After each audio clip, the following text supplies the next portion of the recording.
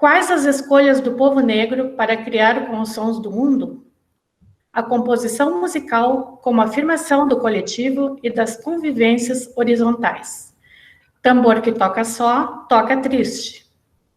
Contamos nessa sala com a presença, então, dos palestrantes, o professor Sandro Cartier Laranjeira, da Universidade Federal de Santa Maria, do professor Eduardo Guedes Pacheco, da Universidade Estadual do Rio Grande do Sul, da mediadora, a professora Marta Iris Camargo Messias da Silveira, da Unipampa.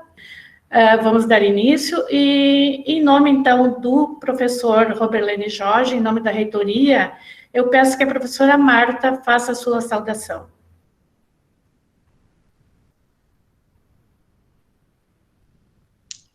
Boa noite a todas e todos. É um prazer nós estarmos aqui no terceiro ciclo de webinários da ADAF. A ADAF é a nossa assessoria de diversidade, ações afirmativas e inclusão, e nós estamos, então, dialogando, né, no país afora sobre as questões temáticas de raça, etnia, gênero e as pessoas com deficiência. Essa noite, então, nós convidamos 2 professores, 2 pérolas da minha cidade, somos conterrâneos, e são 2 pessoas que eu acompanhei a deles, né, ora em Santa Maria, ora fora de lá, porque eles são reconhecidos internacionalmente, né, e construíram o seu profissionalismo, levando música para todos os cantos desse país, fora dele, e são 2 ícones que nós temos no nosso estado. Então, sejam bem-vindos, Edu Pacheco e Sandrinho, que eu chamo carinhosamente, mas é Sandro Cartier. Dizer que para nós é uma honra trazê-los nesse espaço. Há bastante tempo nós estávamos pretendendo dialogar com a questão da musicalidade negra, da musicalidade black, e nós estávamos buscando um caminho, né, para chegar até essa temática pelo Rio Grande do Sul, porque quando a gente fala em percussão, as pessoas costumam pensar, né, do centro-oeste do país para lá, para o nordeste, para o norte, e não pensam o Rio Grande do Sul como uma potencialidade percussiva. Então, por conhecermos esse trabalho, né, e por nos referenciarmos por esse trabalho, nós buscamos esses 2 professores que estão em universidades diferentes, mas que estão aí construindo possibilidades a partir da militância negra, a partir da musicalidade negra, ensinando e aprendendo, é claro, né, com todos e todas, por onde eles passam. Então, gostaria de dar uma boa noite a todos os ouvintes e todas as ouvintes, dar um abraço especial para os meus colegas de ADAF, que a gente tem tido um trabalho bem grandioso de organizar esses webinários pela complexidade das nossas temáticas, e dizer que hoje vai ser uma noite negra, musical, né, e afetiva. Então, mais uma vez, sejam todos e todas bem-vindos. Obrigada, professora Marta. Passo, então, a apresentação dos palestrantes. O palestrante, o professor Eduardo Guedes Pacheco, possui graduação em música, bacharelado em percussão, e mestrado em Educação pela Universidade Federal de Santa Maria. É doutor pela Universidade Federal do Rio Grande do Sul, na linha de pesquisa Filosofias da Diferença e da Educação. Professor da Universidade Estadual do Rio Grande do Sul, é presidente do Núcleo Estruturante Docente do curso de Música, licenciatura da Universidade Estadual do Rio Grande do Sul. É coordenador dos grupos de pesquisa Arte-DIF, Arte, Diferença e Educação, grupo que envolve os cursos de licenciatura em Música, Dança, Artes Visuais e Teatro da UERGS e do ZIP, Zona de Investigação Poética, grupo de pesquisa interinstitucional com a Universidade Federal do Rio Grande do Sul. É professor do programa de pós-graduação em Educação da mesma universidade. Também o segundo palestrante, o professor Sandro Cartier Laranjeira, é doutor em Educação pela Universidade de Passo Fundo, possui graduação, bacharelado em Percussão pela Universidade Federal de Santa Maria e mestrado em Educação pela Universidade de Passo Fundo. De 2000 a 2012, foi professor da Universidade de Passo Fundo, realizando paralelamente diversas atividades como músico, produtor e diretor musical de espetáculos, de música e teatro. Atualmente é professor do curso de Música e Tecnologia da Universidade Federal de Santa Maria e integrante do grupo de pesquisa em inclusão digital na linha de pesquisa Tecnologias e Metodologias de Inclusão Digital. A nossa mediadora, a professora Marta Messias, é doutora pela Faculdade de Educação da Universidade Federal da Bahia, mestre em Educação pela Universidade Federal de Santa Maria e licenciada em Educação Física pela Universidade Federal de Santa Maria.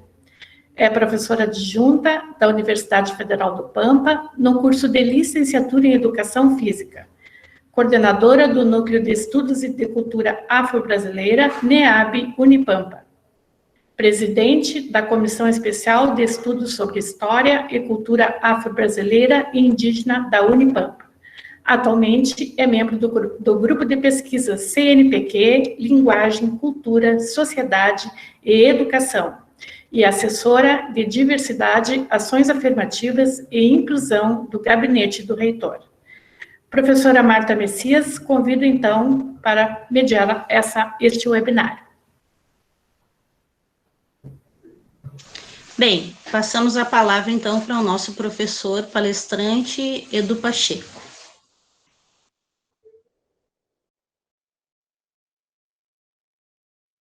Boa noite.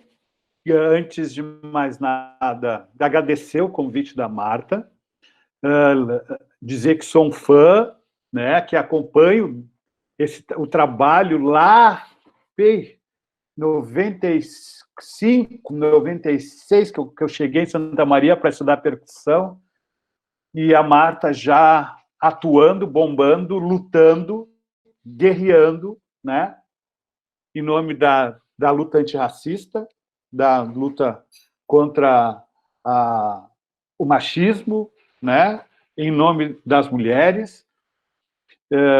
Ela é de família de guerreiros pretos de Santa Maria, reconhecidamente, né? Então é um prazer estar aqui e estar te novamente reencontrando para a gente poder atuar.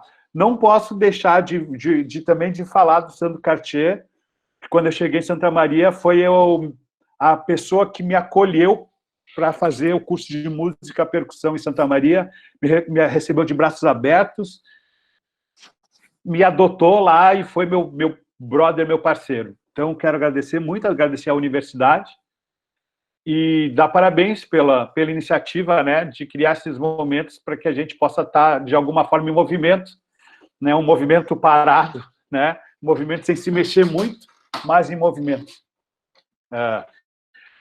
Eu vou convidar vocês para a gente falar de música, começando com música, tá? Então, eu vou colocar aqui no chat um link, tá?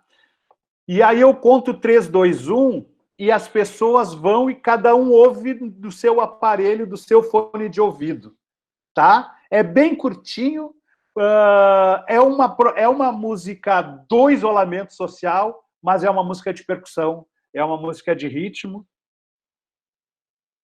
E aí a gente começa o nosso encontro musicalmente. Então, eu conto 3, 2, 1, cada um vai no seu link e a gente ouve junto, tá? Pode ser, pessoas? Vou contar. 3, 2, 1.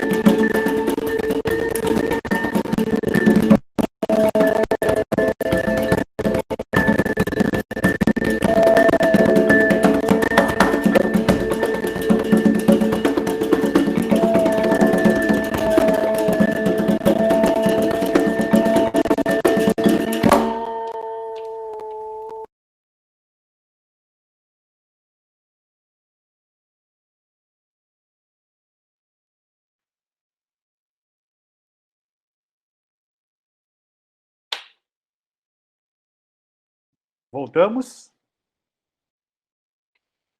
Então, eu queria...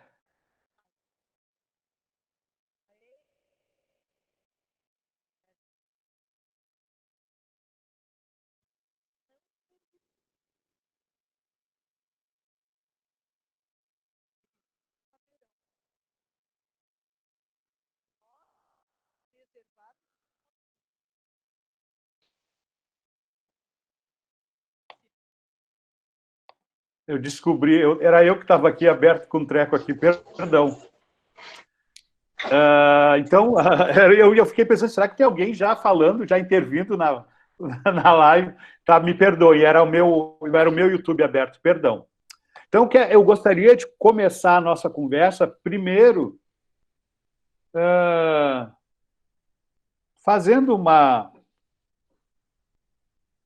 criando uma atenção, né, para esse momento que a gente está vivendo, de revoltas e de manifestações que se espalharam pelo mundo a partir do assassinato, né, do Floyd lá nos Estados Unidos.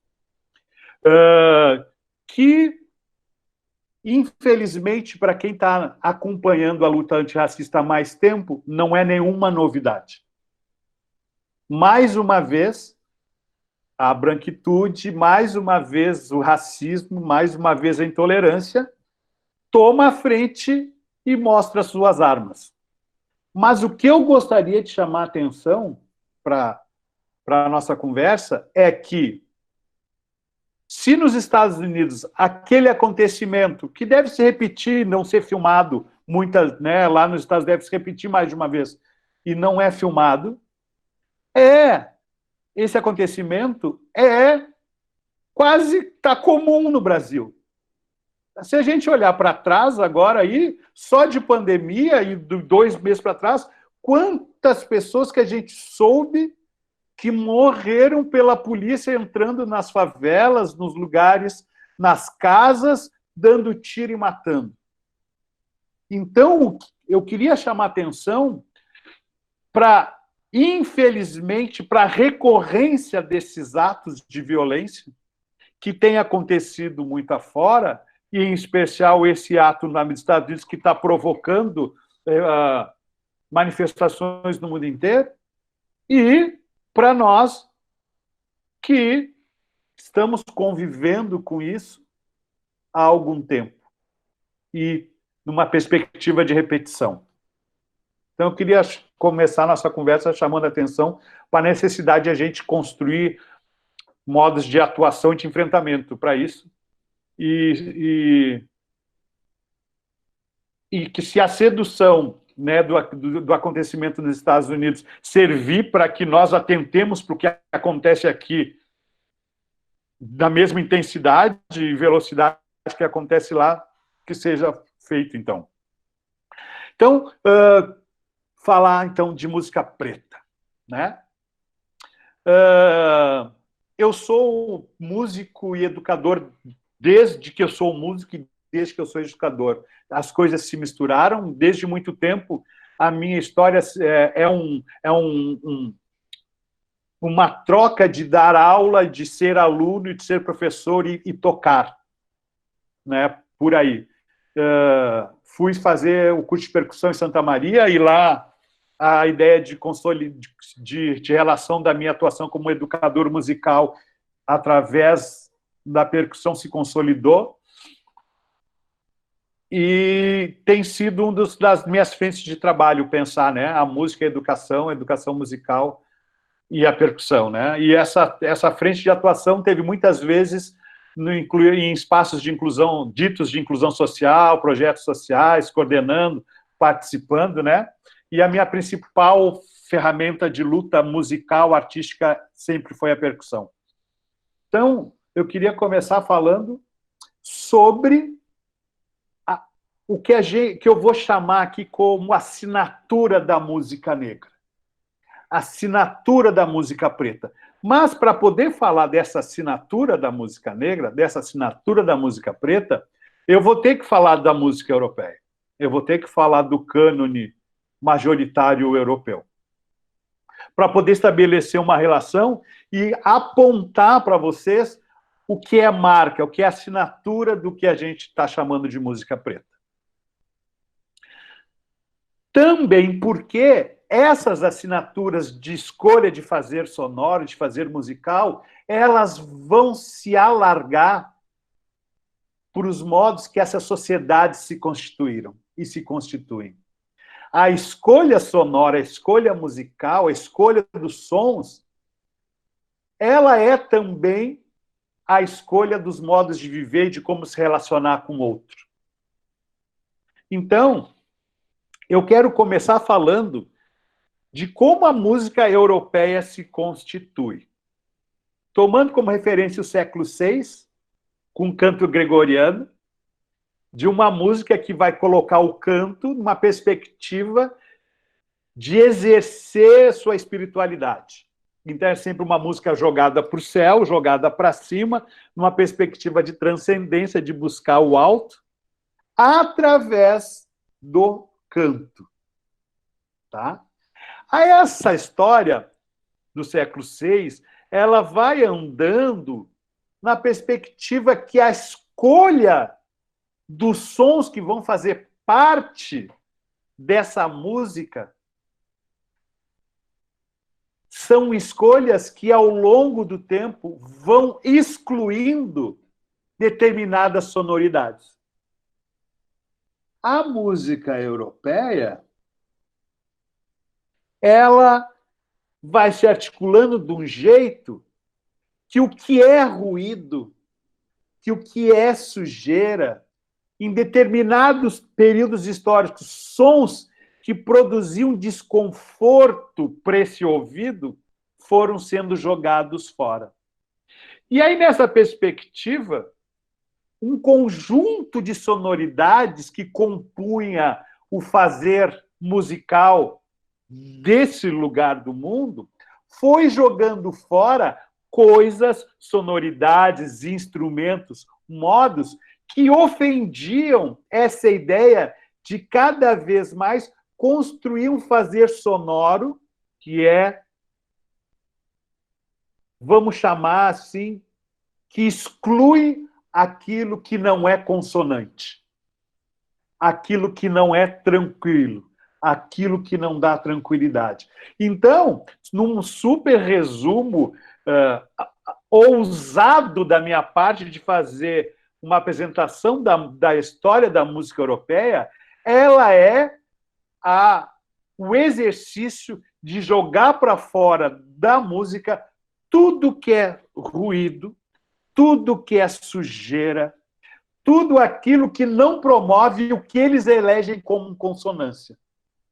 E aí a gente vai ter, desde o canto gregoriano até o final do século XIX, uma intensa vontade de desenvolver harmonias e melodias que se encaixam, que produzem uma limpidez, uma clareza, estou falando clareza de propósito, tá? Que produzem uma clareza sonora aos ouvidos de quem a assiste. A gente não pode nunca esquecer do movimento de transcendência que essa música promove, em especial a música erudita europeia, que é sempre, até o século XIX, uma música que é jogada para tratar do Deus Uno. E esse Deus Uno está fora, ele não está na Terra. Então, é uma música de transcendência. E aí, ao jogar essas coisas para fora, ela joga modos de fazer música fora também. Então, tudo que ofende a melodia cristalina do instrumento que tem que ser ouvido, a flauta que tem que tocar a melodia, os violinos que tem que serem ouvidos nos seus solos, os encadeamentos harmônicos, eles não podem competir com nada que venha de fora. E nessa jogada, os instrumentos de percussão são jogados para fora. As músicas que têm pulsação, que têm ritmo forte, são jogadas em segundo plano para que as músicas com desenvolvimento melódico e harmônico possam alcançar o seu lugar de fazer. E aí a gente chega no grande exemplo disso, que é a sala de concerto contemporânea, moderna. A sala de concerto ela tem que jogar para fora todos os ruídos que não são a música. Por quê? Porque a gente chega no ápice da ideia que fazer a música, ouvir, é fazer um recorte da vida transparente, claro que a gente possa ouvir todas as melodias, as harmonias, o som da rua não pode competir com isso. E quem é esse? Esse, desliga o seu microfone. Eu tenho pais idosos, então não poderia colocá-los. Aê, pode crer. A sala de concerto, então, exclui a rua, exclui o que é viver naquele momento, para não atrapalhar o som. Eu quero dar um exemplo bem chinfrim, para quem já foi em concerto de música erudita, que é, vocês sabem que muitas músicas eruditas, elas têm um silêncio para separar partes da música, né? Uma música de 3 movimentos tem silêncios entre os movimentos. Quantas vezes eu já vi um maestro brigar com a plateia porque teve palmas entre um movimento e outro? Por quê? Porque não pode sujar a música. Não pode interromper aquele momento. Outro jeito de falar da música europeia é que ela é a história da limpeza. Ela vai se desenvolvendo para jogar tudo que é da diferença, tudo que é do diferente para fora. A dissonância, o pulso rítmico, os tambores, os chocalhos. E aí, a minha primeira provocação forte, porque a história da música europeia é a história da sociedade europeia. É a história da declaração da exclusão, da diferença. A sociedade europeia é a sua música. Tenta ser a sua música. Sem ruído, sem sujeira, sem barulho, sem diferença. Mas aí, fazendo essa explanação, eu quero falar da música preta. Que se a música europeia escolhe jogar para fora o que é ruído, escolhe jogar o ritmo por um canto de subalternidade, escolhe jogar o ruído por um canto de subalternidade, o ritmo por um canto de subalternidade, a música africana se esmera para não jogar a vida para fora do fazer musical. Uma coisa importante que eu tenho que falar, que vai me dar subsídio para falar da música preta, é que essa música que preza pela não sujeira, pelo não barulho, pela não dissonância, é uma música que preza pela hierarquia, pela verticalidade. Tem instrumento que é mais importante que outro. Sonoramente, tem nota que é mais importante que outras. Tem caminhos melódicos que são importantes e caminhos harmônicos que não são importantes. É toda construída numa perspectiva dialética de escolha entre sim e não, e o que vale e o que não vale. Aí eu vou falar de música preta. Eu vou falar das escolhas da música preta para fazer música. A primeira delas é que o ruído não vai embora. O ruído tem que ficar. Fica, ele constitui. A segunda coisa que eu vou falar é que a música preta, ela é feita uma perspectiva de horizontalidade. Ela não se constitui a partir nem nas suas melodias, nem nos seus ritmos, numa ideia de que tem alguma coisa que é mais importante que a outra. E se a gente está falando de uma música que é vertical, horizontal, a gente vai poder trazer isso para pensar como várias sociedades africanas se organizam numa perspectiva de horizontalidade e de coletividade. Esse grupo musical que toca de forma horizontal faz parte de um grupo social que, ao contrário do Ocidente, da Europa, do caminho proposto pela razão, pela positividade e pelo cristianismo, não acontece para a sublimação de uma individualidade e para a alimentação do indivíduo.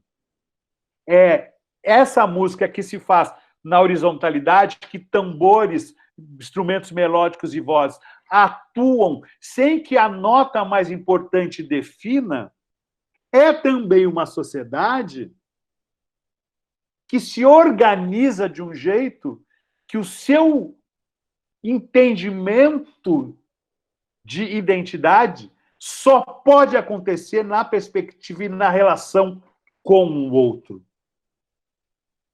Estão tomando como provocação o que o Muniz Sodré nos diz em vários seus livros, né? Diferente da cultura europeia, que estabelece uma relação de alimentação individual e salvamento individual desse eu, desse indivíduo, a partir da exclusão daquilo que não é o eu é aquilo que eu não sou. Através da música africana, o outro, o eu, só pode ser com o outro.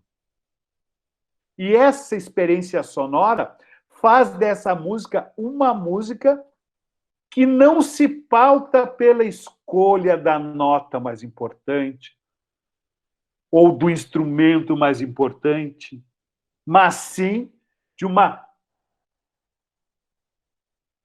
de se jogar numa vontade ritmológica, de ritmologicamente construir um mundo sonoro rítmico que produz musicalidade. Posso compartilhar com vocês um videozinho para dar esse exemplo?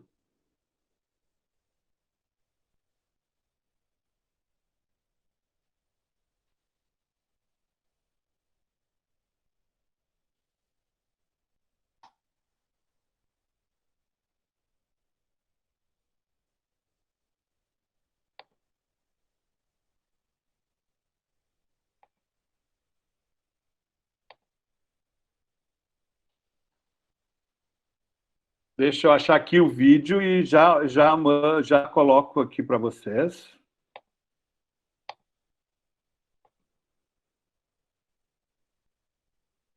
Ah.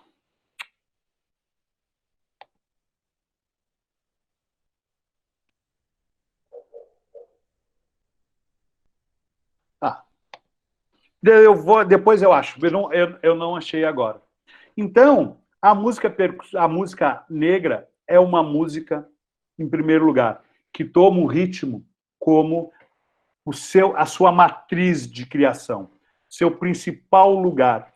Só que aí o ritmo, ele não vai ser um suporte para a melodia. O ritmo vai ser a sua principal fonte de criação.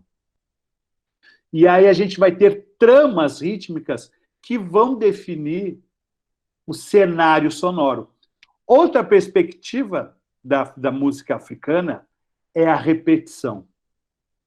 Se a gente tomar como referência a música tradicional europeia, o desenvolvimento da melodia, as repetições da música europeia, elas se dão espaçadamente. A melodia toca, aí depois começa de novo. Na música africana, essa repetição é muito mais intensiva. É nessa repetição, como a música que eu compartilhei com vocês, que saltam as diferenças. E uma coisa que eu quero deixar assim, muito marcada, essas músicas e, por sua vez, a sociedade africana, os modos de viver africano, eles se constituem a partir do e não da negação. Não é uma relação que se pauta dialeticamente, é uma relação que pauta pela adição. E aí, para falar disso, dessa adição, eu começo a falar de música brasileira. Porque, ao chegar escravizados, homens e mulheres, nesse país, em vez de, ou melhor, é na relação com essa terra, com esses lugares, com as pessoas aqui, com os portugueses que vão e vêm, com europeus que vão e vêm, que nasce uma música brasileira. E essa música brasileira, ela carrega algumas marcas. Uma delas é o ritmo. Esse ritornelo ritmo que se pauta. A outra marca dela é a canção. Ou melhor, a canção não, errei o conceito. É o cantar, né? Se a gente vai olhar lá no canto gregoriano, ou melhor, os jesuítas, eles começam a catequizar índio cantando, né? Essa coisa de cantar com a batucada, essa misturada europeia de vai e vem, faz nascer o que a gente conhece por muitas coisas fora do Brasil, Brasil afora, que são as manifestações populares, que o canto e o tambor estão juntos, né? Várias manifestações que a gente tem por aí. Eu quero dar o exemplo dessa música que nasce no Brasil com marca negra que não existe em lugar nenhum. E para marcar esse exemplo que eu estou dando da africanidade como um povo que escolhe um modo de atuar na perspectiva do da adição, do estar junto. Um exemplo desse estar junto, que é muito interessante, é o que a negritude no Brasil construiu em relação ao mundo indígena, ao mundo dos nativos aqui, né? Em reconhecimento ao nativo, a negritude constrói, inventa, reverencia, por exemplo, entre suas entidades espirituais, a figura do indígena. Isso é um exemplo de comunhão, de estar junto, não é de negação, né? As escolas de samba, o Sandro e a Marta somos de escola de samba, de origem, assim, de família, cada um no seu lugar. Quantos de nós não vimos as tribos indígenas desfilando nos carnavais? Isso é um exemplo da relação que a negritude estabeleceu com o nativo aqui. E é o exemplo que eu quero dar dessa outra conexão, dessa música que nasce, é o samba. O samba é uma música que está aqui, não tem em nenhum outro lugar do mundo e tem assinatura negra. Na perspectiva não dialética, mas aditiva. Uma música que tem o ritmo como principal marca. Esse ritornelo rítmico que vai produzindo diferença. E aí, que é uma outra história, que é para falar de samba, né? O samba que vai se constituindo aí como um lugar de crônica do mundo, né? Para falar dos seus lugares. Então, assim, encerrando para dar a palavra para o Sandro, a marca da música preta é uma marca de horizontalidade, que escolhe não botar para fora os seus ruídos e os seus barulhos. É uma música que investe na criação ritmológica de uma maneira horizontalizada, onde notas melódicas e harmônicas vão compor junto com o ritmo um cenário sonoro diferente da música europeia, que coloca o tambor e o ritmo para ser suporte para a flauta tocar, né? E aí eu quero encerrar fazendo uma citação de um compositor que não é negro, mas me parece que essa fala dele é muito importante para a gente pensar. Eu disse para vocês que a escolha desse fazer sonoro, ele não se refere só a uma escolha sonora, ele se refere a uma escolha de como estabelecer relações sociais. Eu estou propondo para vocês que a música africana ela é como sociedades africanas que escolhem uma relação horizontal entre os seus. Aí o John Cage, num dos seus textos, ele faz a seguinte referência, para a gente pensar. As grandes obras da música europeia, referenciadas, elas são as grandes obras das ditaduras, das monarquias e dos regimes com primeiros ministros. O que ele quer dizer com isso? Que aquele som é som de uma relação social que não é horizontal. O que eu estou propondo é que a música africana ela é essa tentativa de relação social que se dá na horizontalidade, que se dá onde os tambores, os instrumentos melódicos, xilofones, as flautas, os tambores, se fazem presente sem a tentativa de estar atuando numa verticalidade que determina importâncias, mas determina aproximações, adições. Tá? Eu queria muito agradecer esse espaço e depois a gente, se der tempo, continua conversando. Obrigada, professor. Contamos, então, com a presença na sala do nosso reitor, o professor Roberlane Ribeiro Jorge, a quem convidamos para fazer a sua saudação a todos os presentes. Boa noite, professor Roberlane.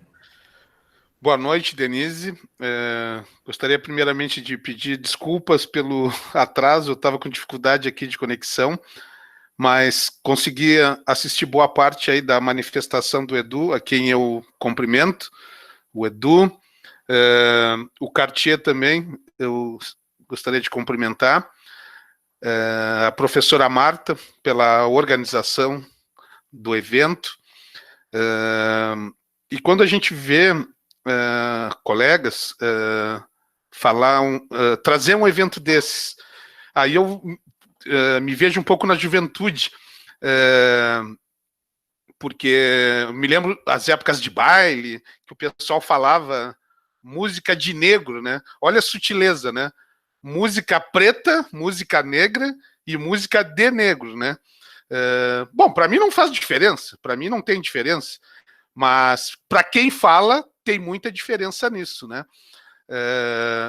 O preconceito, muitas vezes, que vem carregado disso, né? Eu, particularmente, né, eu sou um apreciador de música em geral, admito também que tem uma predileção, é uma coisa sanguínea, eu acho que da ancestralidade, da música negra, música preta. Eu curti meus bailezinhos lá em Pelotas, então era muito bom. Claro que aqui é outra conotação, logicamente, né? Aqui é uma conotação mais erudita, mais acadêmica que está sendo trazida para nós, mas eu não podia deixar de fazer essa referência, né? À minha infância, à minha juventude. E que bom que a gente possa falar desse tema, né? E sem dúvida nenhuma, sem nenhuma carga de preconceito, né? A gente poder discutir música preta na academia, né? Parece simples, parece pouco, mas não é pouco, não. Não é pouco a gente estudar essa temática, trazer essa temática. Claro que a gente sabe que a questão do negro também é muito ligada ao esporte, à música. Então, eu diria assim, quando a gente traz esse tema, eu gostaria de dizer, de ressaltar, que é mais um talento de um povo que a gente está trazendo. Porque eu também acho importante ressaltar isso, que o negro também não é só música, mas é também música. É também música, é ciência, é física, é matemática, é engenharia, para falar da minha área.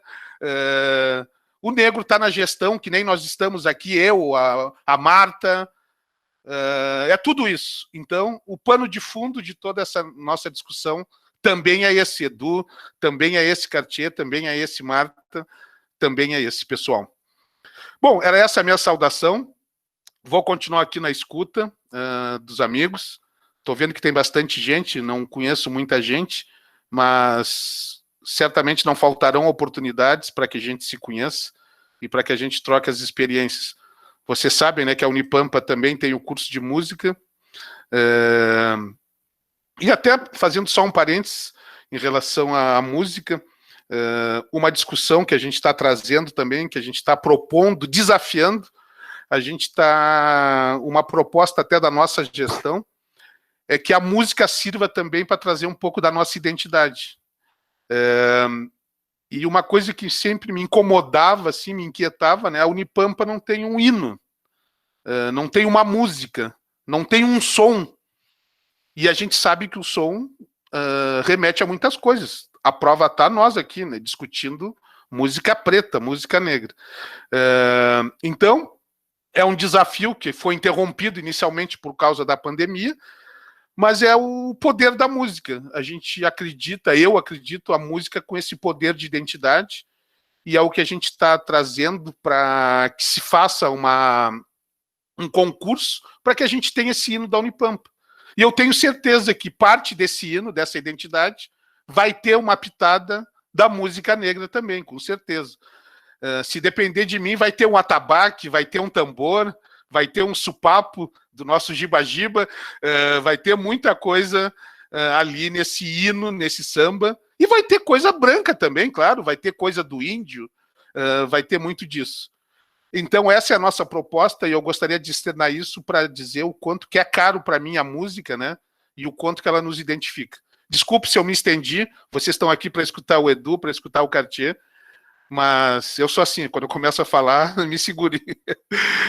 Obrigado, pessoal, uma boa noite. Passo a palavra aí para a Denise. Muito obrigado. Antes de passarmos a palavra, então, à professora Marta, lembramos que as perguntas podem ser feitas através do chat, né?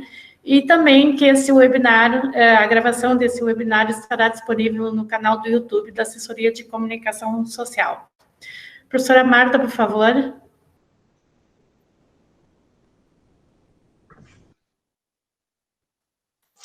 Bem, nós gostaríamos de agradecer as palavras do nosso reitor, né?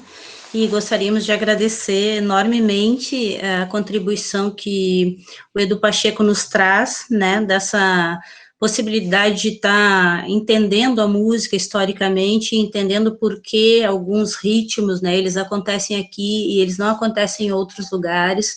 Qual é a história desses ritmos, como que se configurou isso a partir da história, né? Mas tem uma questão bastante interessante aí, Edu, nessa tua fala, e eu gostaria que tu explorasse um pouquinho depois, porque já tem algumas perguntas ali no chat, algumas nessa direção e outras não, né? Qual a relação que tu faz entre a música negra e a corporeidade? Eu falo porque vocês dois sabem que eu sou do universo da dança, né, e mais especificamente da dança afro. E então, como professora de dança afro, a gente percebe que a musicalidade, o som dos tambores, ele chega nos nossos corpos de uma forma diferente do que chegam outros estilos musicais.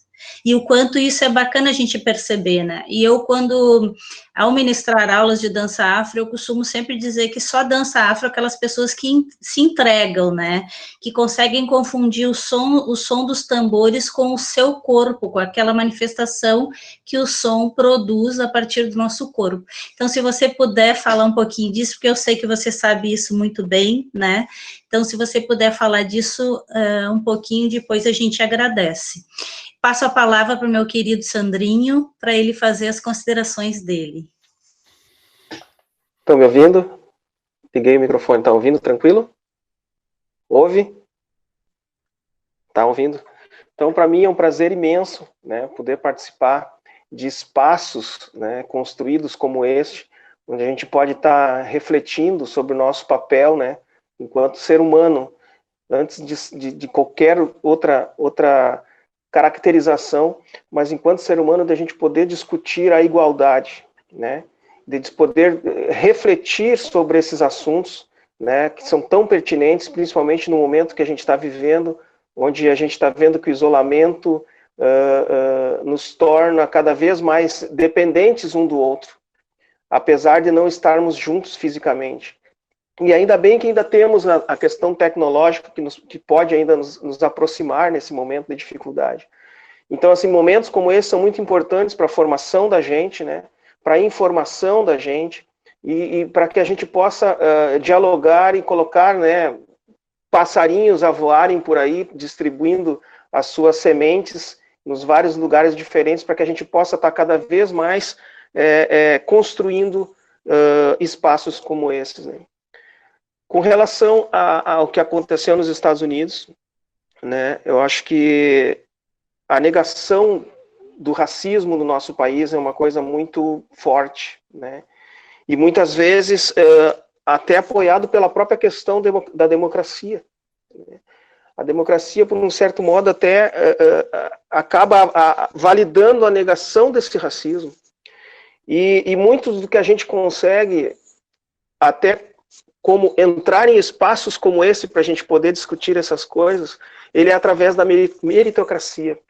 E a meritocracia de eu poder ter estudado um monte, de eu poder ter me esforçado um monte para estar nesse lugar que estou hoje, para poder ter uma voz, para me possibilitar com essa voz eu chegar a refletir sobre essas coisas, né? Então, assim, eu acho que o fato da gente considerar a miscigenação como um fato de evolução do negro, isso é um absurdo. Isso é um absurdo, né? O fato de você se miscigenar, e isso é o fato de você dizer que uma raça está evoluindo.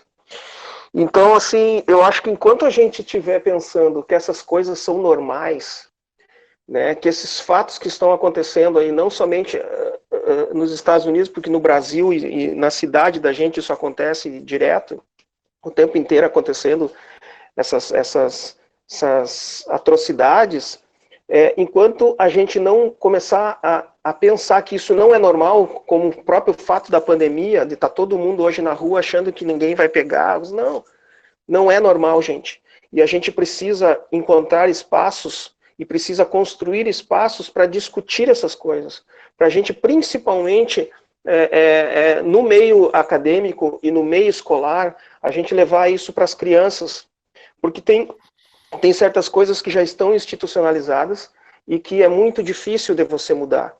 Mas tem gerações que estão chegando, tem uma juventude maravilhosa aí querendo, clamando por justiça, né? Não a justiça que eu digo é a justiça de você poder, de você ter direito às coisas que todos têm, né?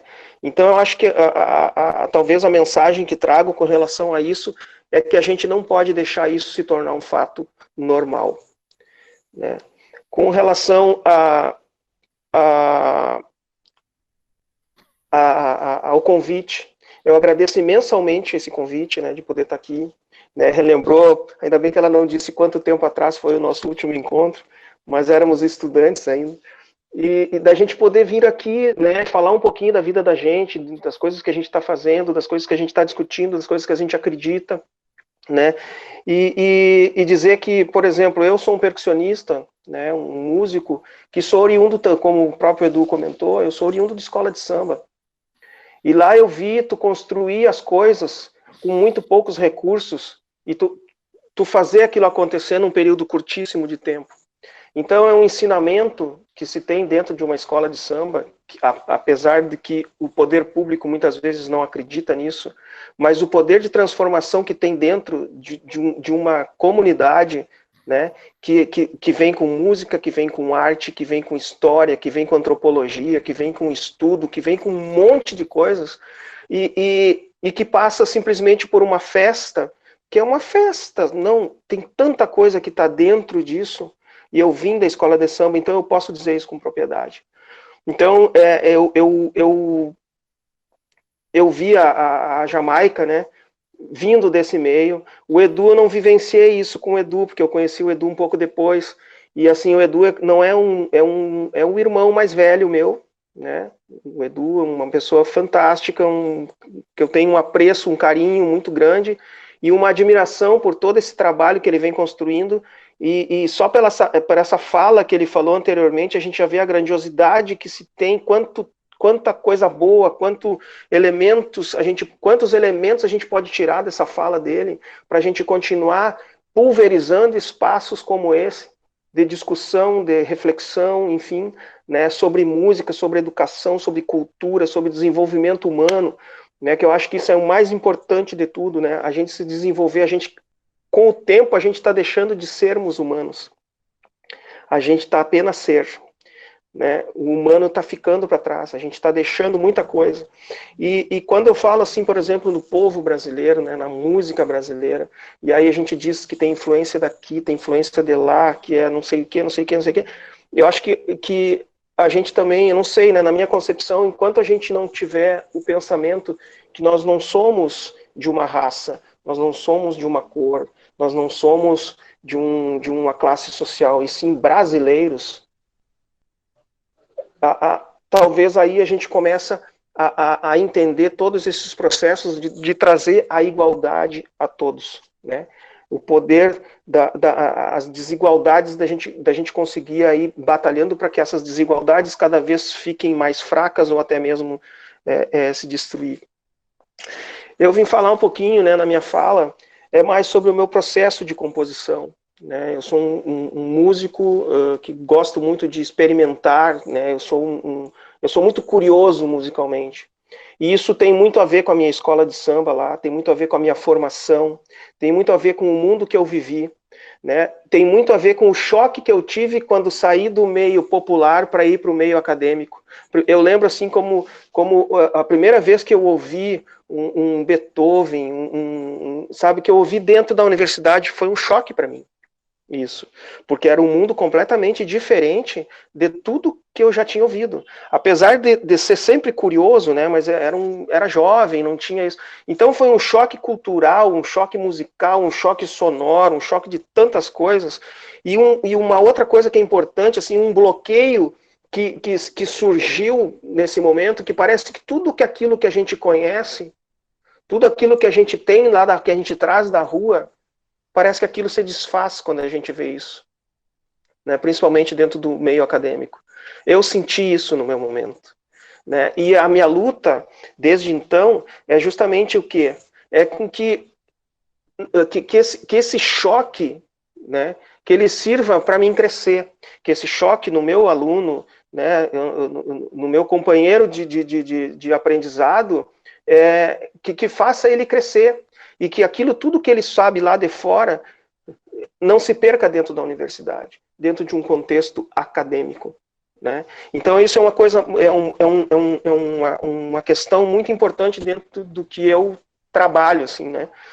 E essa questão de curiosidade que vem desde a infância, e até por decorrência lá atrás ainda de não ter condições de comprar instrumento, de não ter condições de fazer aulas particulares, porque isso era muito comum há muito tempo atrás. Então, nos faz procurar ou encontrar outros caminhos para a gente adquirir, né, para a gente esse conhecimento, para a gente fazer, né? E dentro disso veio muito a questão da construção dos instrumentos musicais. Então, fazem muitos anos que eu não compro instrumento.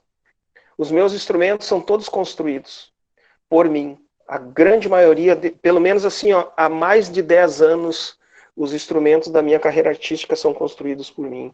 E algum outro são os que eu ganho de presente, porque as pessoas veem que eu gosto muito dessa coisa exótica e acabam me dando de presente um instrumento aqui e um ali. E o que eu digo, o que eu quero dizer com relação a isso? A questão da indústria cultural, né? A questão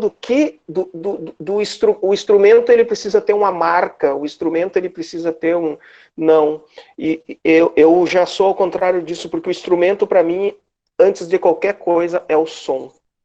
Então, né, que é a matéria-prima do meu trabalho, o som, a qualidade sonora. Então, nessa curiosidade, então, construí muitos instrumentos, né, e veio trazendo isso já há algum tempo, eu chego na questão do meu processo criativo, né. O que é o processo criativo para mim? né? A questão do o processo criativo, para mim, na verdade, é um entorno, é um mergulho, é uma imersão na vida do próprio artista, que no caso sou eu, na minha própria vida. Eu produzo coisas que fazem parte da minha identidade. Seja ela musical, seja ela sonora, da minha floresta dos sons, como eu gosto muito de dizer isso, das minhas origens, do contexto em que vivi, né, das minhas experiências que marcaram, que ficaram em mim, né, que tá tatuado em mim. Então, o meu processo criativo, ele vem muito disso, né? Então, ele não é construído de qualquer maneira, ele não é feito de qualquer... Não, ele tem uma estrutura, ele tem um norte, né? E esse norte, ele precisa de muito estudo, muita dedicação, ele, na verdade, ele é constituído de vários Sandros dentro do próprio Sandro. Vários Sandros em mim, né? O fato de se constituir esse processo criativo, aonde eu dividiria ele em 3 partes, assim, né? A primeira parte seria a parte da ideia, né? Da inspiração, quando ela surge, né? Como essa música chega em mim, ou como a necessidade de compor chega em mim, como como é que o que me afeta, o que acontece para mim poder ter esse processo de inspiração? Que esse processo de inspiração não é algo simplesmente que chega, mas sim é um exercício diário de estar sempre fazendo e sempre buscando algo novo. Então essas ideias, elas partem do que eu estou vivenciando hoje, ou que eu já vivenciei, ou que eu já passei, ou sei lá, enfim. Né? Essa seria a primeira parte do processo criativo. A segunda parte que eu gostaria de comentar quanto ao processo criativo é a questão da própria produção, né? Que é aí que entra a experimentação, que entra a brincadeira com os jogos das ideias, né? Então, de materializar o que vem na mente ou o que está no corpo e jogar para dentro do instrumento. Isso é uma coisa que nem todo mundo, ou até mesmo eu, muitas vezes não consigo. Tem coisas que eu não consigo por questão de deficiência técnica, mas a minha cabeça pensa certas coisas e eu vou construindo isso. Então vou experimentando até chegar na concretização dessa ideia e dizer assim, bom, agora está pronto. Que seria a terceira parte do processo criativo, que seria a divulgação. No momento que se formata esse material, que se formata esses sons, né, que se constrói uma relação entre eles, e digo, bom, agora vamos divulgar, agora vamos largar, já não é mais minha, né? Então, assim, pensando nisso, né, até agora, o que a gente pode pensar, assim, né, que tudo isso vem de uma questão interna, que é o primitivismo, né? O primitivismo que está em mim, né? E que de alguma maneira, em algum momento, ele vem para fora, ele exterioriza. E como é que...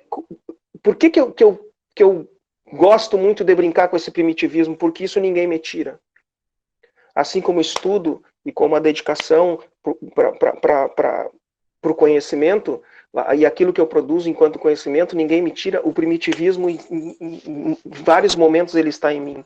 E quando a gente pensa em primitivismo, a gente vai lá na Idade Antiga, e aí a gente vê o homem primitivo, né, brincando com a clava, né, enquanto arma, brincando e batendo, não tocando, mas batendo na madeira, e depois, num certo momento, tocando nessa madeira e percebendo que essa madeira tem som e que essa madeira é possível de comunicar, que essa madeira, com ela, é possível de tu falar sem palavras. E aí, chega num momento que a madeira, ela se une à pele, ao animal, né? E aí, pronto, o que a gente tem aí? A gente já tem o tambor. Madeira e pele. Pronto, já estou com o tambor. Só que surge um elemento novo aí nessa parada, que é a questão do olha aí o tambor aí. Que é a questão do minério, né? Do ferro. Se associar nisso e dizer assim, ó, bom, agora eu não preciso mais do fogo para afinar o meu tambor. Eu evoluí enquanto o fogo me ajudou na minha alimentação para diminuir a minha arcada, aumentar o meu cérebro e fazer eu pensar mais e comer menos e entender todo o processo de como se busca o alimento, de como se planta o alimento, e com isso o tambor evolui e ganha o elemento ferro na sua constituição, e aí eu posso afinar esse instrumento sem a necessidade do fogo. Olha só essa evolução.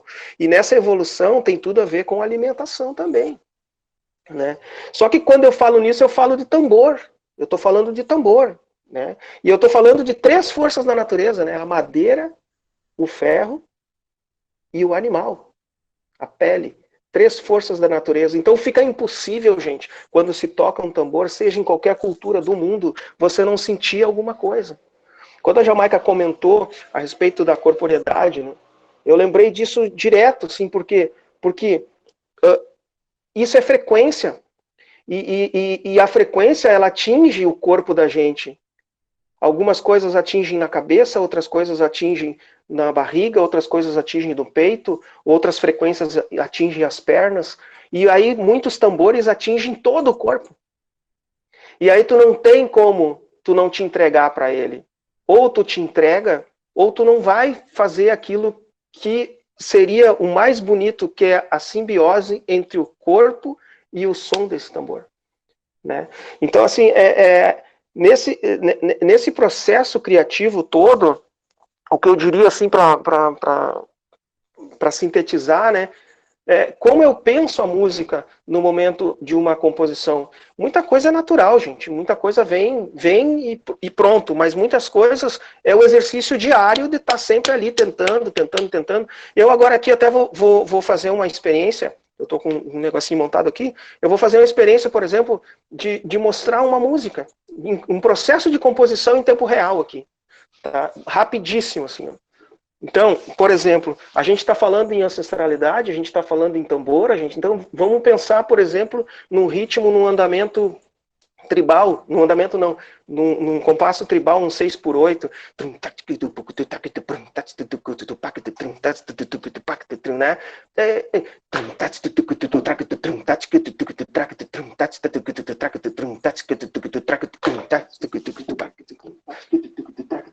Olha. A música não é quadrada, ela vai em círculos.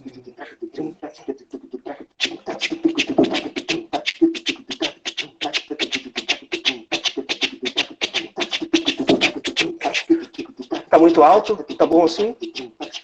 Tá bom? Vamos pensar na África, vamos lá para a África.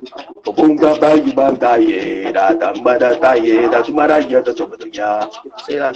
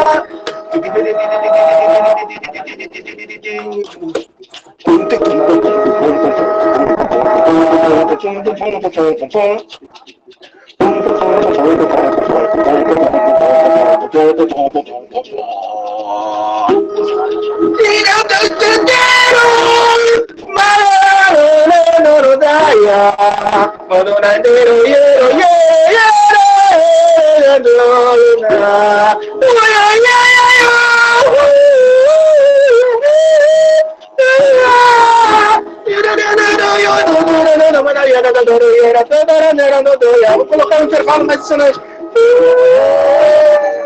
Aqui.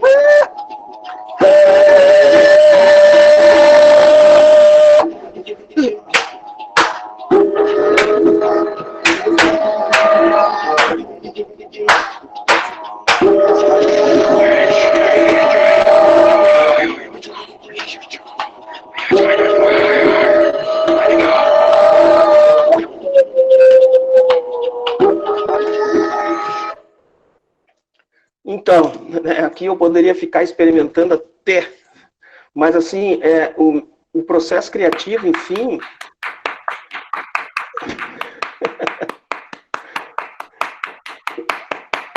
Obrigado, gente. Mas isso são exercícios que eu faço todo dia para não perder a minha questão, a minha ancestralidade, né? O meu pé no chão, a minha raiz, né? E nesse sentido, eu penso assim que resumindo, né, de um modo geral, assim, que as escolhas, por exemplo, né, que está no título da palestra, né, as escolhas do povo negro para criar os sons do mundo, né? Então, eu acho que, assim, eu poderia salientar algumas coisas, que seria, acho que o Edu já comentou antes, a ancestralidade, o estudo das nossas raízes, o conhecimento e conscientização da riqueza das nossas raízes sonoras. E aí, como escolha principal, que eu digo, né, nesse sentido todo, que seria a voz. Porque a voz tem vários sentidos. A voz no sentido... Eu acho que isso aqui não precisa, né? Isso aqui tá dando um eco aqui. A voz no sentido mais... enquanto fala, mas a voz dos nossos tambores. Porque através da voz dos nossos tambores está a voz da nossa cultura, né? Então, o que eu imagino, então, né, para esse primeiro momento, seria a construção de maneiras, a necessidade que se imagina com relação a tudo isso, que eu imagino, é a construção de espaços, né, que eu já falei lá anterior, mas a construção de espaços em que a nossa voz, seja ela com o canto, seja ela com a dança, seja ela com a poesia, seja ela com o teatro, seja ela com a música, seja ela com o tambor, né, ela precisa ser ouvida. E com isso eu fecho essa primeira parte, né, do que eu teria que falar. Eu não sei se eu sigo adiante, eu acho que eu vou seguir adiante melhor. Eu sigo adiante, seguindo a parte mais curta, né, mas, tipo, a questão é melhor, isso. A composição musical como afirmação do coletivo, né, que seria a segunda consciências, né. Por exemplo, a música, eu imagino a música como a construção de um espaço de convivência onde essa música, essa cultura, essa arte, essa diversidade que se vem através da palavra, através do som, através do poema, né, que ela nos permita momentos como esse aqui, né, momentos de reflexão, compartilhamento, momentos de compartilhamento, momentos de soma, como diz o Edu, né, de es, né, momento de e, não de es, né, momento de e, de soma, e principalmente de doação e construção de conhecimentos, né. Então, a convivência horizontal, no caso, é um possível momento de construção de dizeres, né, de construção de dizeres através dos nossos anseios, das nossas dúvidas, das nossas inquietações, enfim, né, e que é no coletivo que se fortalece. Então, quando o Edu disse lá no título, um tambor quando toca só, toca triste, isso é uma verdade infinita, né? E aí a gente leva esse tambor para cada um de nós, porque todos nós temos um tambor que nos leva, que nos carrega para baixo, para cima, e isso eu digo todos nós no sentido mundo, né? Que seria o nosso coração. E o nosso coração ainda, ele bate num ritmo de samba.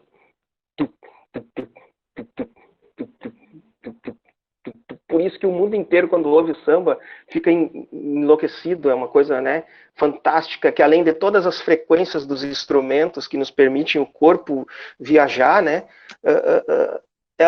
as frequências nos fazem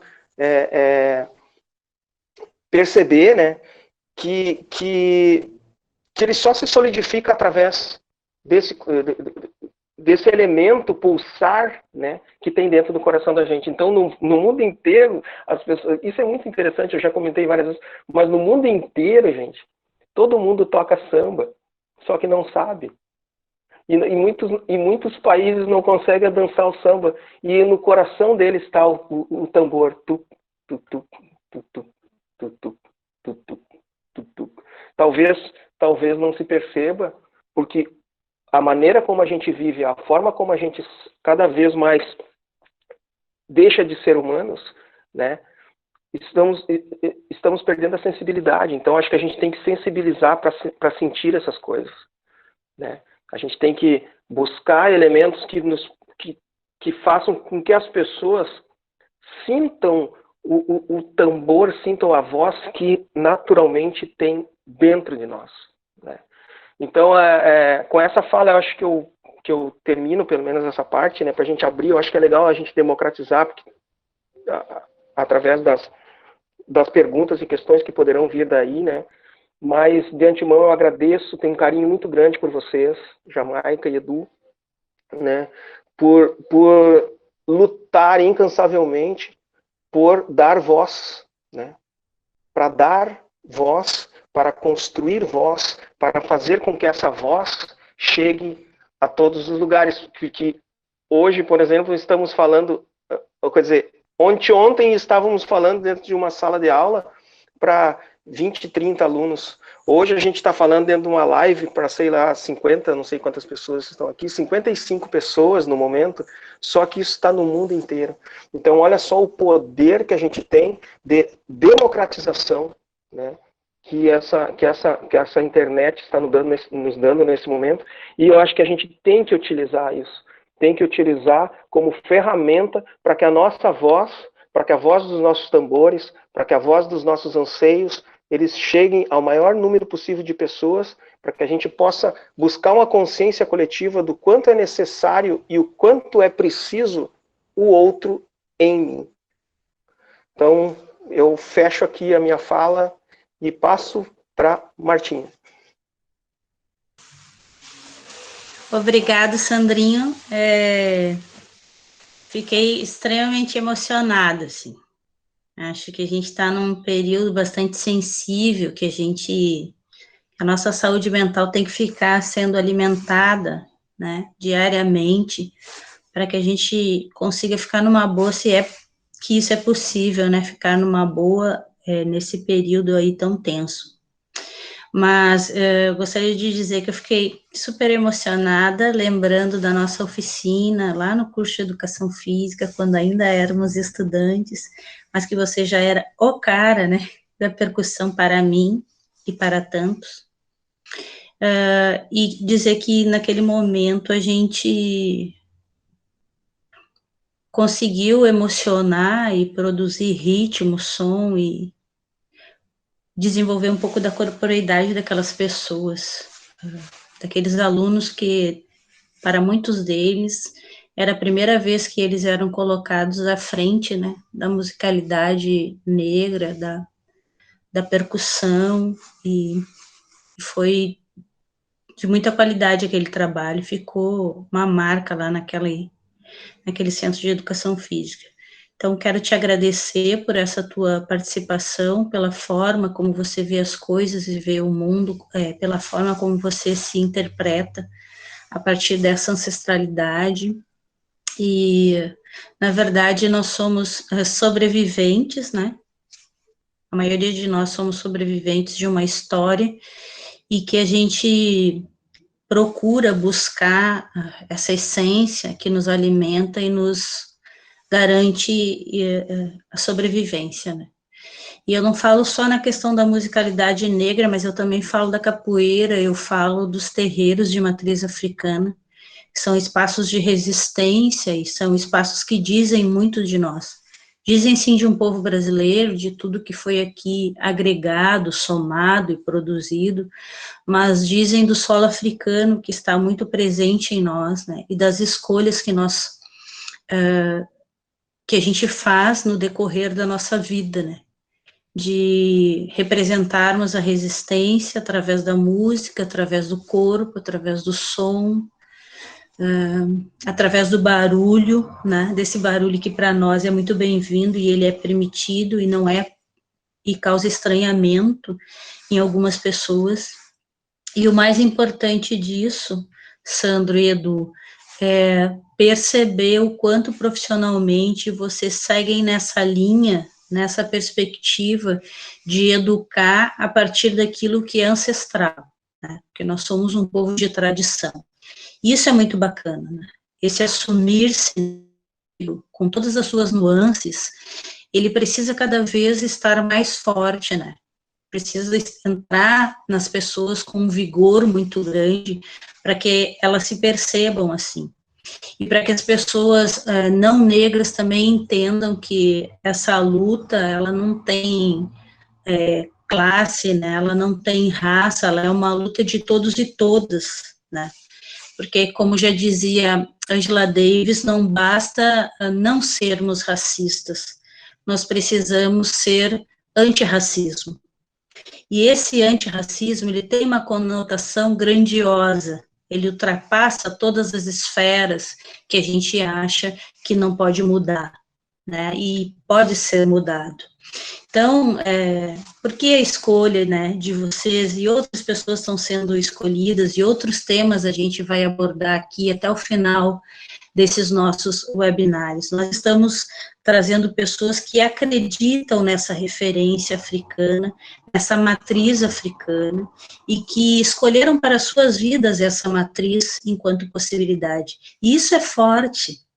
Isso é muito forte, porque, na verdade, vocês, tanto quanto eu, sabem que o mais fácil é não assumir isso. O mais fácil é deixar de lado aquilo que nos representa, porque a sociedade nos ensina isso. Ensina que isso é feio, que a nossa religião é feia, é diabólica ou é do mal, que tocar tambor não é uma coisa legal, que jogar capoeira não é uma coisa legal. Então, o mais fácil é nós nos distanciarmos das nossas tradições. Então, quando a gente vê nas universidades, por aí afora, pessoas cumprindo esse papel de educar, sim, mas de fomentar a militância, isso é muito bacana. E isso nos traz uma energia muito grande, como agora na sua composição. Isso nos deixa vivo, nos deixa vivas, porque a gente é oriundo de uma matriz que tem uma história massa, que as pessoas desconhecem, mas que ela é possível. E que é possível fazer ciência, sim, através de uma perspectiva negra, através de uma perspectiva preta. Então, eu queria agradecer, dizer que a gente tem alguns comentários, que não chegam a ser perguntas, mas alguns comentários no nosso chat, né? Então, a gente vai para esses comentários e depois a gente volta para vocês fazerem as suas considerações, ok? Bem, nós temos uma pergunta do professor Paulo Silveira, onde ele diz, uma pergunta não, né? Ele faz uma ponderação. A música negra se caracteriza pelo improviso, ao contrário da percepção formal europeia.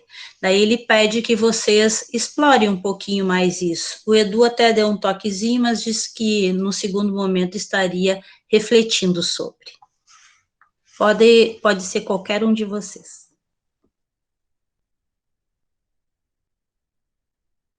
Sandro, quer falar?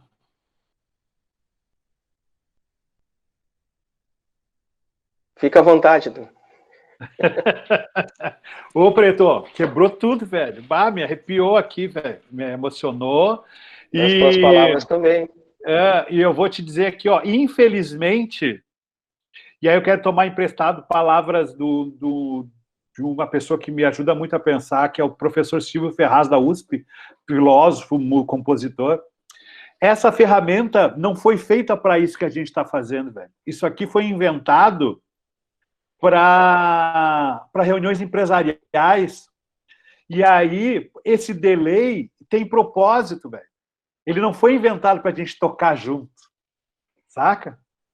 E a gente está burlando. O que a gente está fazendo aqui, a gente está burlando. Isso aqui foi inventado por outra coisa, a gente está dando outro sentido. A questão da improvisação é o seguinte, ela não é uma marca disso, como muitas coisas não são, ela não é uma marca de exclusividade do povo preto.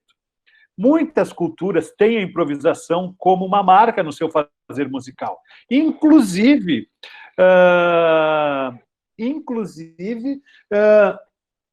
as codas, aí a galera da música que tem estudado música erudita pode me ajudar aí, que a coda, que é um lugar nos concertos reservado para o concertista mostrar sua virtuose, hoje, que é escrito, antigamente não era. Era um lugar de improvisação, né? Então, ela não é uma marca de exclusividade, mas é uma baita assinatura o que a negritude faz com o improviso. E um dos exemplos disso é o jazz. Porque o jazz é outro exemplo do que eu propus a partir do Muniz Sodré, da ideia de adição que a negritude faz nos lugares que chega, nos lugares que atua. Né? A improvisação é uma forma de expressão em ato. Né? Na composição, tu escreve, guarda, né, e retoma. A improvisação, tu cria. E essa assinatura de improvisação, nos tambores, na música percussiva, tem uma marca assim, que é de atenção de muita gente. Alguns filósofos pegaram para si essa. Se eu não me engano, até o Gilles Deleuze fala de improvisação, né? Nessa perspectiva de um lugar de potência de invenção, assim. Mas o que a africanidade faz com a improvisação é o que são os solos de djambê. Bem, procurem os solos de djambê dos negros africanos para vocês verem. Eu quero pegar uma carona no que a Jamaica disse para dizer duas coisas. Posso rapidinho, Marta? Que é o seguinte. Cara, pensa o que é a capoeira. Não é exclusividade da negritude, dos africanos, inventar jeitos de lutar, de brigar. Mas só foi a africanidade, só foi a gente preta que inventou um jeito de brincar dançando e cantando. Isso é uma marca de invenção da negritude. Tu jogar, tu dançar é diferente de marcializar. Eu queria chamar a atenção para isso. Dessa riqueza que é a capoeira, que é a marca de não jogar as coisas para fora que eu estava falando antes. Porque a capoeira é música, é dança, é jogo. E é tudo isso numa coisa só.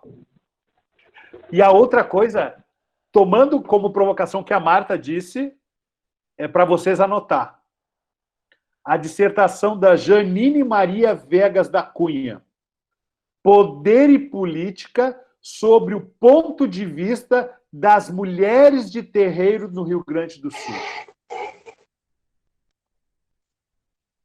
A Nina, que é como a gente chama, vai lá falar com as IAs.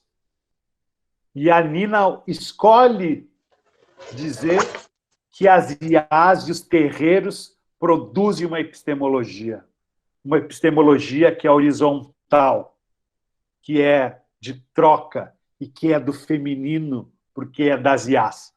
Então, jogando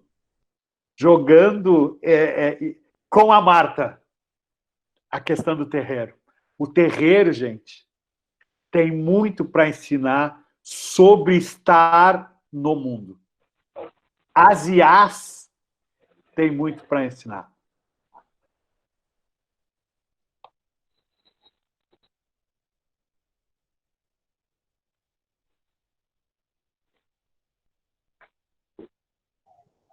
Ok, Edu? Sim, sim, sim. Sandrinho, por favor.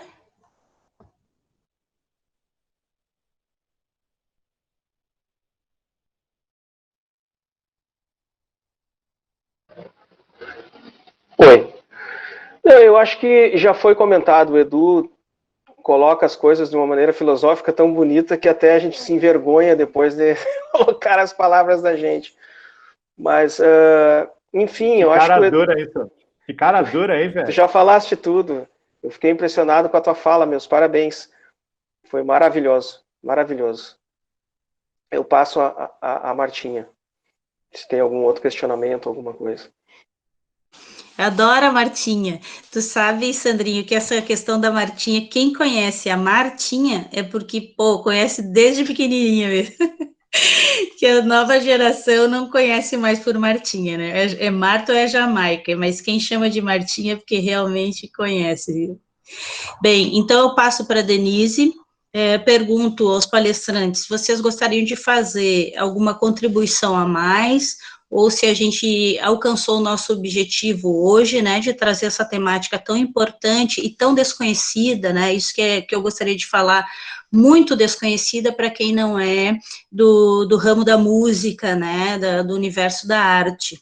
E aí aproveito dizendo que fiquei muito feliz de ver aqui os amigos e amigas de vocês dando saudações e tal, e se saudando também ali, parece que foi um ponto de encontro hoje para muitas e muitos ali, né, que não se viam há algum tempo, isso também é bacana, transitar, né, por outras áreas é bastante importante para nós. Então, se vocês não têm alguma mais colocações, né? Eu tenho uma minha. Ok, por favor. Que é aquilo que tu perguntou do corpo e do tambor. Tá? Que eu acho que é importante, que eu acho que cabe trazer. Quando o Sandro bem maravilhosamente falou que pô, o tambor atravessa o corpo, né? A música atravessa, quando pega o tambor não tem de solavanco pegando as pessoas. A gente não pode esquecer que quem inventou essa história que corpo é uma coisa, espírito é outra, quem inventou música para sentar e ouvir não foram os africanos. Toda uma história filosófica, religiosa do Ocidente se pautou pela ideia dessas dualidades. Num outro rumo, a música preta, a africanidade, ela não está afincada nas dualidades. Então, tocar não é diferente de dançar, dançar não é diferente de tocar. E isso se coloca uma perspectiva de afastar essas que é dual, para a gente estar num lugar aonde, vou roubar lá o termo, rizomaticamente as coisas estão acontecendo. Então não tem, e mais importante, não tem chegada de primeira, tem escolhas. E quando o tambor toca, é só porque o corpo está em movimento. E aí tem uma coisa que é muito linda, porque o tambor só toca se a mão dança em direção à pele. E se a mão dança em direção à pele, o que a pele produz toca a pele do outro. E essa é uma perspectiva africana. É isso aí.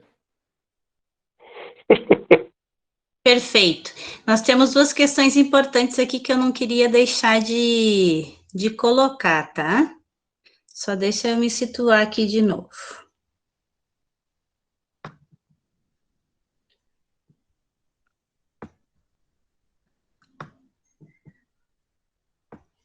Então, o Reni pergunta, pode falar um pouco mais sobre o terreiro e o que tem para nos ensinar? Eu não sei para quem foi a pergunta, né?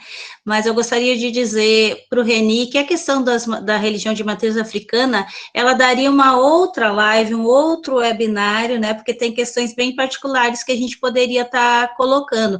Mas sim, pelo histórico da constituição dos terreiros, né? E dos terreiros como referência, eles se colocam aí numa possibilidade de preservar, né? De preservar a nossa tradição, né?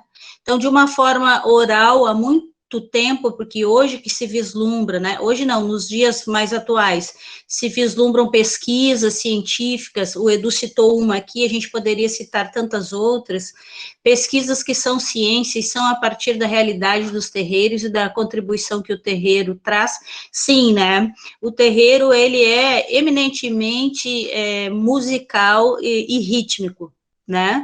Existem as danças dos orixás, os toques dos orixás, os fundamentos do tambor, os fundamentos da corporeidade, e sim, eles nos ensinam muito nessa constante busca de conexão nossa, enquanto seres humanos, e a natureza, né? E aí, se os meninos quiserem complementar, eu acho que tá ok. E daí ele pergunta, o Reni, resposta, por favor. Então, eu só dei um toquezinho. Tem uma colega que eu já acho o nome, mas não estou achando aqui, ela diz o seguinte, Cartier, você poderia apresentar para nós alguns instrumentos que são que você confeccionou? Agora? Puderes? Agora? Ela está pedindo, se você tiver aí, se não tiver, ok. Pego rapidinho. Enquanto o Santos vai lá, ele está buscando. Uma vez a gente chegou num festival para tocar e o Santos esqueceu o bongô. O Santos esqueceu o bongô e que tinha que tocar na música de noite do festival, e agora nós tudo apavorado, menos ele. Ele foi lá nas lojas, lá comprou os negócios, tudo, fez um bongô. E ainda ganhou lá o festival ainda. Nós tudo apavorado, e agora não vai ter instrumento. Só quem não estava apavorado era ele. Ele fez na hora lá de tarde o instrumento para tocar no festival.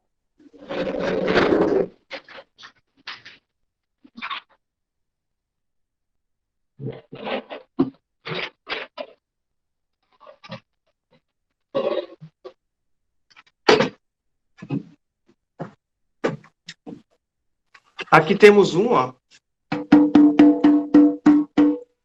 que é um vaso de cerâmica, muito simples, com a pele, e aí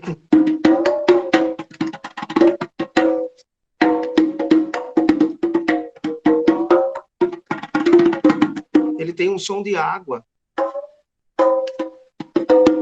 de gotas, né? Tem mais outro aqui.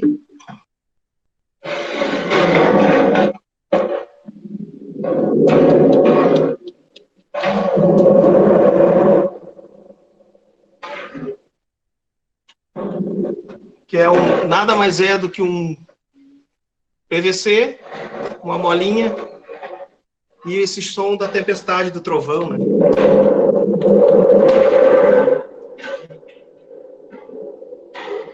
Depois, aqui um outro de PVC, um vaso de plantas, que eu tirei o fundo, coloquei uma pele.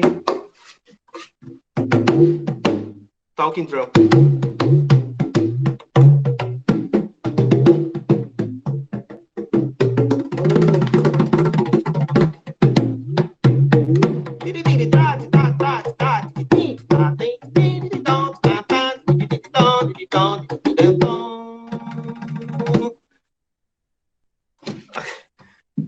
Eu tenho muita coisa ali, mas é que eu não me preparei para trazer, porque está tudo guardado ali. Tamo grande, tamo grande!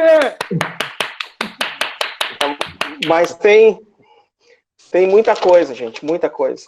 Sandrinho, então, foi a Liz Machado que solicitou, viu? Agora a gente buscou o nome dela aqui.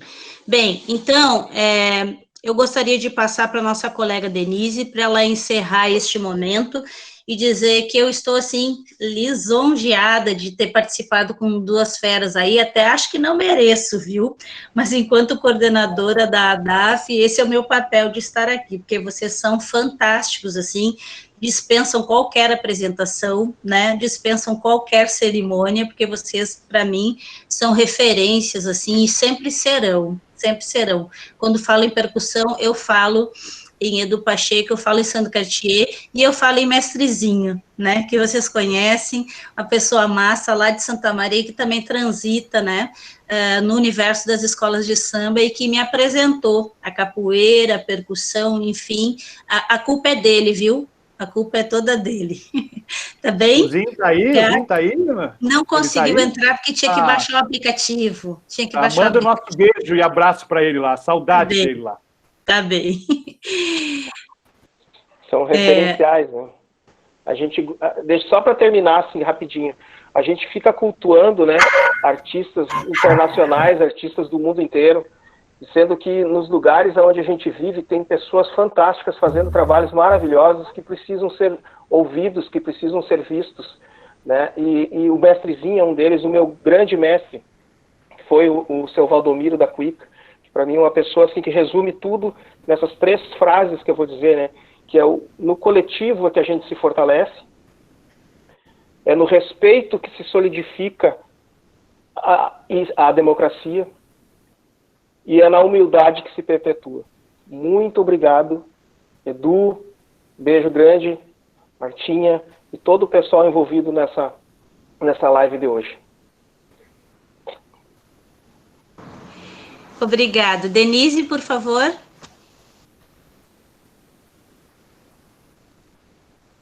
Universidade Federal do Pampa e da Assessoria de Diversidade, Ações Afirmativas e Inclusão. Agradecemos a participação do professor Sandro Cartier, do professor Eduardo Pacheco, da mediadora, professora Marta Messias, também a presença do nosso reitor, professor Roberlene Ribeiro Jorge, e de todos os demais participantes. Desejamos uma boa noite a todos e aguardamos para o nosso próximo webinário. Até mais. Abraço, Sandro.